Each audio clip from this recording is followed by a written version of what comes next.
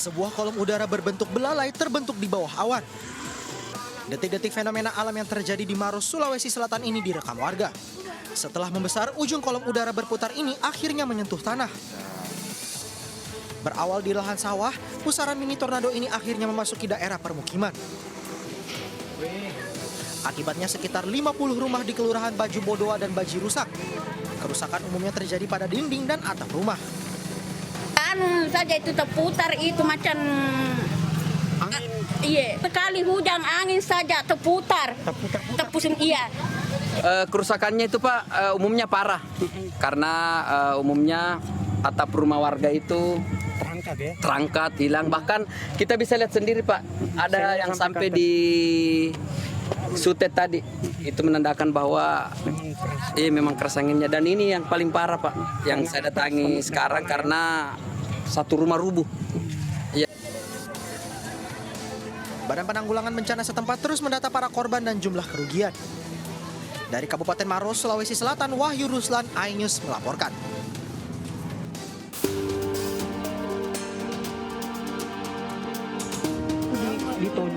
Ditonjok arah sini gitu, apa ditendang? Ditendang. Kisah pilu dialami oleh Reni, 37 tahun, seorang tenaga kerja wanita asal Desa Kedokan Bunder, Kabupaten Indramayu, Jawa Barat. Dalam unggahan di media sosial, terlihat korban mengalami luka serius di sekujur tubuhnya. Bahkan saat diperiksa tim medis, korban juga mengalami gangguan telinga akibat penyiksaan. Diketahui korban bekerja sebagai buruh migran di Taiwan selama 14 bulan. Saat ini korban masih berada di Taiwan dan pihak keluarga pun meminta pertolongan kepada pemerintah agar Reni bisa dipulangkan ke kampung halaman di Indramayu.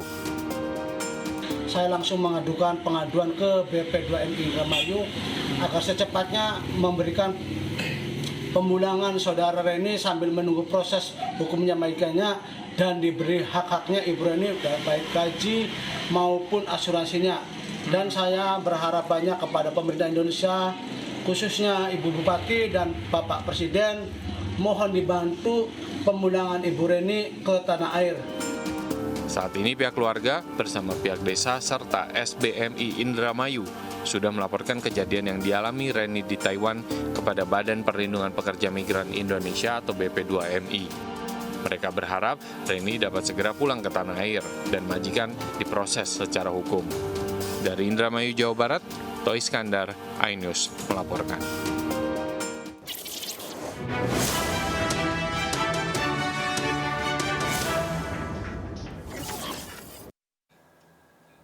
Gue prihatin dengan apa yang dialami Reni. Gue juga berharap pemerintah mau cepat turun tangan menangani kasus ini. Jangan sampai terlambat karena nyawa taruhannya. Dan buat para pekerja yang berniat bekerja di luar negeri, gue ingatkan, berhati-hatilah, jangan tergiur dengan gaji besar. Tingkatkan skill sebelum melamar bekerja di luar negeri. Dan bekerjalah melalui jalur-jalur resmi, agar kita terpantau dan memiliki kekuatan hukum dalam menjalani pekerjaan. Gue Bang Ano akan menjadi suara bagi mereka yang resah dan takut. Gue akan menjadi wajah bagi para pengungkap kebenaran. Nah sekarang gue akan kembali membacakan laporan yang masuk. Laporan pertama dari @HLKanita91. Izin, mohon kepada Pak Polisi untuk berantas habis sampai ke akar-akarnya para pinjol yang merajalela saat ini. Karena banyak menyusahkan masyarakat dengan mengancam, menyebarkan data dan mengucapkan kata-kata yang tidak pantas. Laporan kedua dari @lasitowibu. Lapor Pak, Dusun Karang, Desa Purwonegoro di Banjarnegara, Jawa Tengah, maraknya judi online. Mereka main judi online dengan bentuk game aplikasi smartphone yang temanya Dewa Zeus. Lalu ayah saya juga ikut-ikutan. Sangat meresahkan. Tolong bantuannya Pak. Laporan ketiga dari @ekoval_ano_jr. Pak, di Jalan Sinar Budi belakang Harmoni banyak sekali mobil parkir di pinggir jalan. Mana udah sempit ditambah mobil parkir di situ. Tolong Pak, tindakannya Gara-gara mereka akses jalan jadi susah dan sangat mengganggu. Ingat, Anda tidak perlu takut untuk bersuara. Gue Bang Ano bakal jadi suara bagi yang resah dan takut. Gue bakal jadi wajah bagi para pengungkap kebenaran.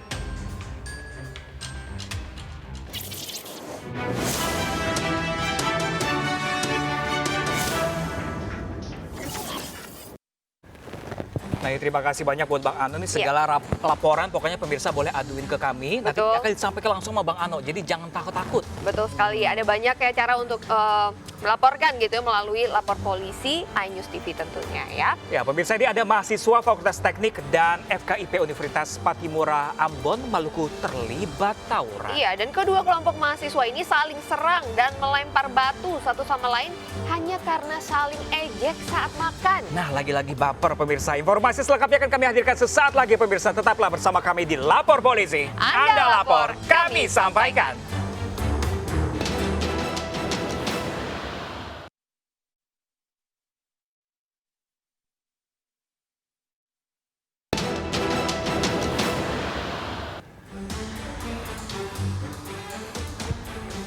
Anda kembali bersama kami di Lapor Polisi. Informasi selanjutnya mengenai mahasiswa Fakultas Teknik dan FKIP Universitas Patimura Ambon, Maluku ini yang terlibat kericuhan atau tawuran gitu Ini ya. bukannya belajar sama tawuran ya pemirsa nih ya. Ini di mana kedua kelompok pemirsa mahasiswa saling serang dan melempar batu satu sama lainnya. Sementara para dosen tak mampu menghalau kedua massa yang saling bentrok tersebut.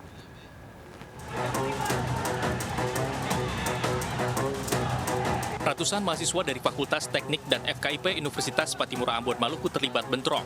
Saling lempar batu oleh kedua kelompok mahasiswa tak terelakkan. Sebelumnya bentrok terjadi pada pukul 10 waktu Indonesia Timur dan sempat terhenti. Namun di saat kedua kelompok massa mulai bertambah, bentrok susulan terjadi lagi pukul 13 waktu Indonesia Timur.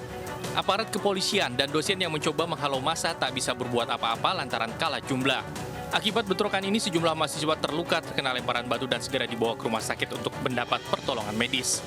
Pihak kampus akan mengusut dan memanggil pihak-pihak terkait yang terlibat kericuhan untuk diproses sebagaimana mestinya.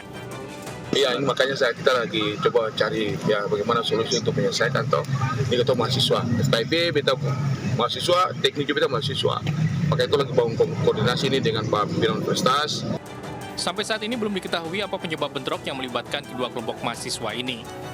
Dari Ambon, Maluku, Nurdin Abdullah, iNews melaporkan. Sementara itu pemirsa, kericuan mewarnai proses penyitaan lahan dan bangunan seluas 1.800 meter persegi di Gunung Kidul, Yogyakarta. Iya, dan pihak keluarga penggugat memprotes tindakan eksekusi ini karena mendahului hasil gugatan di Pengadilan Negeri Wonosari yang justru masih dalam proses.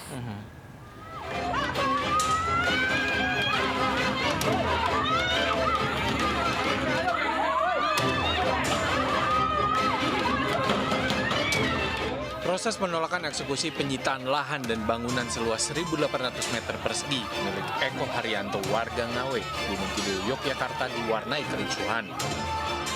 Pihak keluarga tergugat menolak proses eksekusi karena mengklaim Pengadilan Negeri Wonosari masih memproses gugatan perdata tersebut.